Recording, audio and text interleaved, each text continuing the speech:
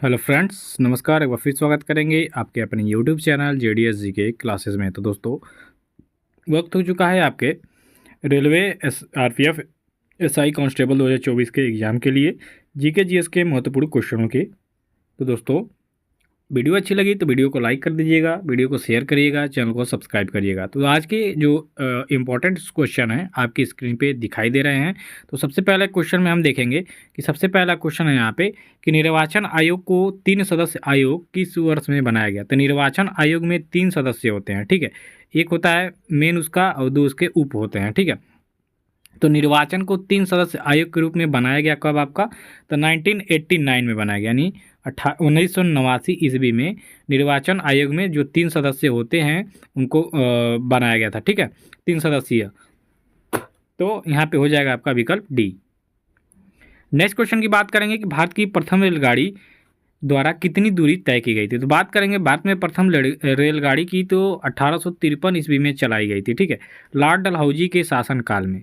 आपसे ये भी क्वेश्चन आता है कि भारत में रेलवे का जनक किसे कहते हैं या किसके शासनकाल में रेलवे चली थी।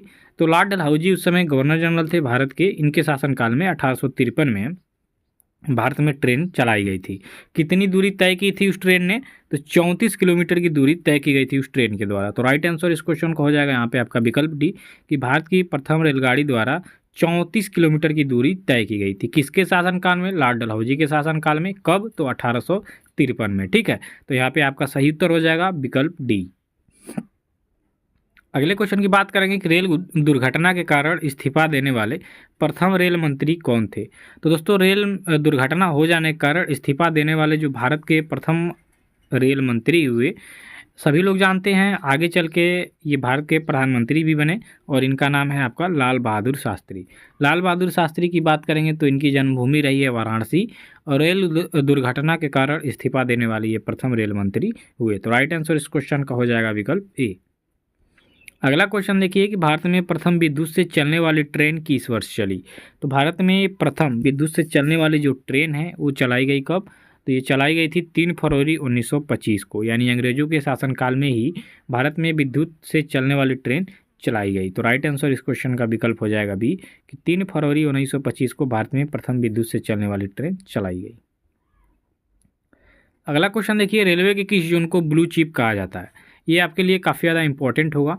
तो ब्लू चिप कहा जाता है किस रेलवे के जोन को, तो सभी लोग जानते हैं 18 भागों में विभक्त है रेलवे, और इसमें किस जोन को ब्लू चिप कहा जाता है, ठीक है।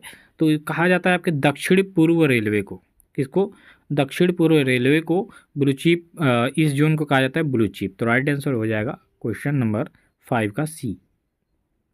अगला क्वेश्चन देखिए, रेल कर्मचारी बीमा योजना किस वर्ष शुरू की गई। इसको आप वेरी वेरी इंपॉर्टेंट के लिस्ट में कर लीजिएगा कि रेल कर्मचारी जो बीमा योजना है, ठीक है, ये आपकी 1977 में स्टार्ट की गई थी। तो राइट आंसर हो जाएगा विकल्प बी, कि रेल कर्मचारी बीमा योजना आपका 1977 में शुरू हुई थी, ठीक है।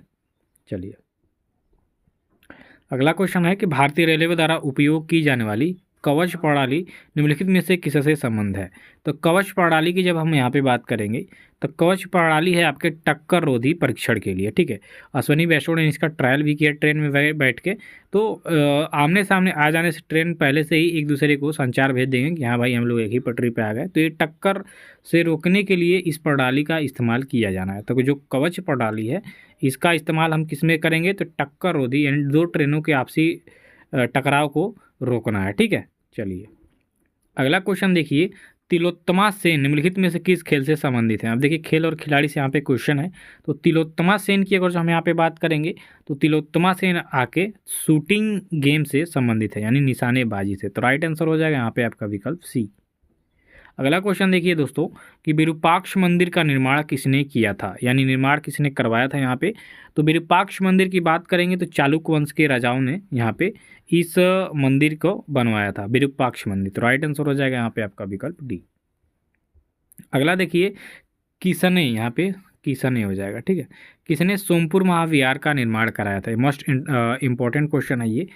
तो सोमपुर महाविहार का निर्माण कराया गया था आपके धर्मपाल के द्वारा। धर्मपाल की बात करेंगे तो ये पाल वंश का, ठीक है, पाल वंश का राजा था। पाल वंश में सबसे प्रतापी राजा था धर्मपाल, ठीक है। इसमें विश्वविद्यालय की भी स्थापना की थी।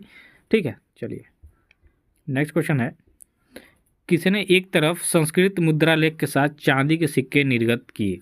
तो किसने एक तरफ संस्कृत से संबंधित उस चांदी के सिक्के पे एक तरफ चांदी से लिखा था, सॉरी संस्कृत से लिखा हुआ था। ठीक है, तो इसको शुरू करने का जाता है आपके महमूद गजनवी को। महमूद गजनवी वही जिसने सोमनाथ मंदिर पे 1025 ईस्वी में लूट के ले गया था वहाँ पे हमला करके। तो इसी ने संस्कृत जो चांदी का सिक्का चलाया तो एक साइड उसने संस्कृत में लिखवाया था। ठीक है, चलिए अगला क्वेश्चन है कि सैयद उस सलातीन की उपाधि किसने धारण की? तो सैयद उस सलातीन की उपाधि धारण किया था, इसका हो जाएगा आपका फिरोज शाह तुगलक ने। सैयद उस सलातीन, ये तुगलक वंश का राजा था। ठीक है, तो राइट आंसर सी होगा। अगला क्वेश्चन देखिए, किस मराठा पेशवा को मैकियावेली कहा जाता था? तो मैकियावेली कहा जाता था आपके किस मराठा पेशवा को? तो ये कहा जाता था आपके नाना फडणवीस को। राइट आंसर हो जाएगा यहाँ पे आपका विकल्प डी। अगला क्वेश्चन देखिए, उस क्षेत्र की पहचान करें जहां से यूरोपवासियों को सर्वोत्तम सोरा और अफीम प्राप्त होता था। ये भी आपके लिए काफ़ी ज़्यादा इंपॉर्टेंट है। इसका राइट आंसर हो जाएगा बिहार। यहाँ पे सही तो डी हो जाएगा। नेक्स्ट क्वेश्चन देखेंगे। नेक्स्ट क्वेश्चन में है कि भारत में डाक व्यवस्था शुरू करने वाला ब्रिटिश गवर्नर जनरल कौन था? तो भारत में रेलवे और डाक व्यवस्था को स्टार्ट किया था लॉर्ड डलहौजी ने। तो यहाँ पे आपका सही उत्तर हो जाएगा विकल्प डी, कि भारत में डाक व्यवस्था शुरू करने वाला British governor general Lord Dalhousie था और इसी ने रेलवे की भी स्थापना की थी भारत में। अगला क्वेश्चन है कि अंतर्राज्यीय परिषद के गठन का प्रावधान संविधान के किस अनुच्छेद के अंतर्गत किया गया? तो अंतर्राज्यीय परिषद के गठन का प्रावधान की अगर जो हम यहाँ पे बात करेंगे तो अनुच्छेद 263 के अंतर्गत किया गया। तो यहाँ पे आपका विकल्प डी हो जाएगा सही उत्तर। अगला क्वेश्चन देखिए, संविधान के किस अनुच्छेद में सर्वोच्च न्यायालय के न्यायाधीश पर महाभियोग चलाए जाने का प्रावधान है? ये मोस्ट इंपॉर्टेंट क्वेश्चन है यहाँ पे। तो सर्वोच्च न्यायालय के न्यायाधीश पर महाभियोग यानी उसके पद से हटाने के लिए जो महाभियोग चलाया जाता है उसकी इस अनुच्छेद के तहत चलाया जाता है दोस्तों। तो इसका राइट आंसर हो जाएगा अनुच्छेद 124। राइट आंसर डी हो जाएगा।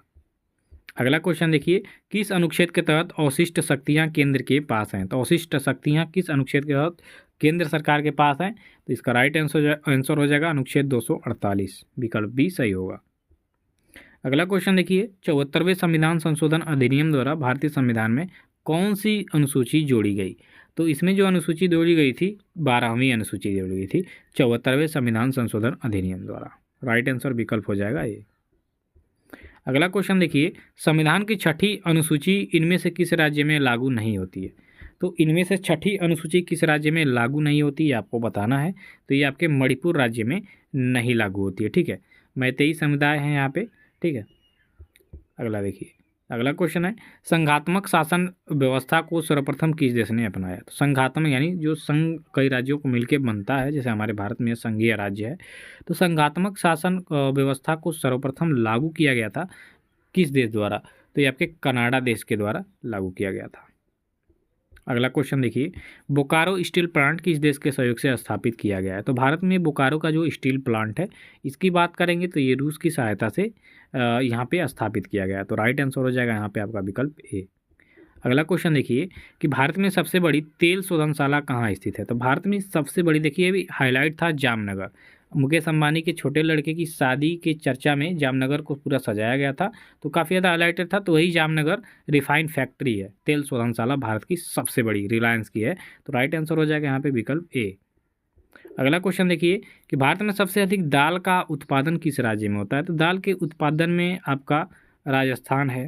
ठीक है, मध्य प्रदेश है। तो मध्य प्रदेश हम यहाँ पे सही करेंगे कि मध्य प्रदेश इस समय दाल के उत्पादन में अग्रणी है। कुछ समय राजस्थान भी रहा है। ठीक है, तो राइट आंसर इस क्वेश्चन का विकल्प बी होगा। नेक्स्ट क्वेश्चन की बात करेंगे कि किस पंचवर्षीय योजना में, ठीक है, किस पंचवर्षीय योजना में भारी उद्योग को प्राथमिकता दी गई? तो देखिए कृषि को प्राथमिकता दी गई पहले पंचवर्षीय योजना में, और भारी उद्योग जो है इसको दिया गया आपका दूसरी पंचवर्षीय योजना।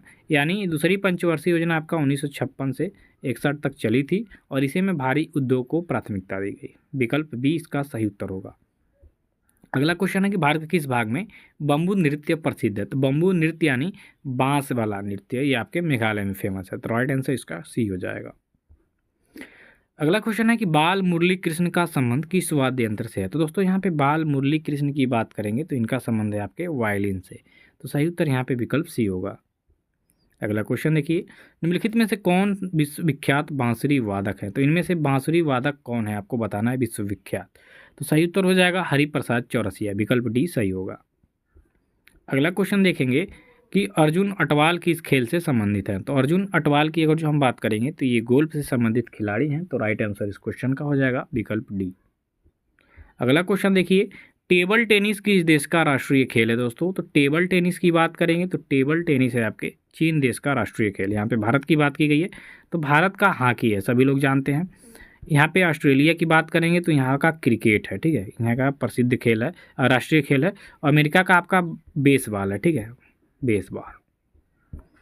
चीन का क्या हो जाएगा, तो टेबल टेनिस। तो चलिए